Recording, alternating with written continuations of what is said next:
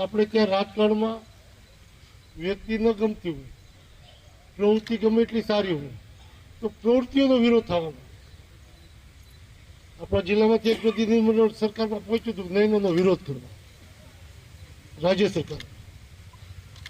દિલીપ સંઘાણી પસંદ ન હોય તો ન હોય, એના વિશે અનેક વાતો ટીકા મત કરી શકાય, પણ રાષ્ટ્રના હિતમાં હોય એવા સંશોધનનો વિરોધ કેમ કરવા જાય?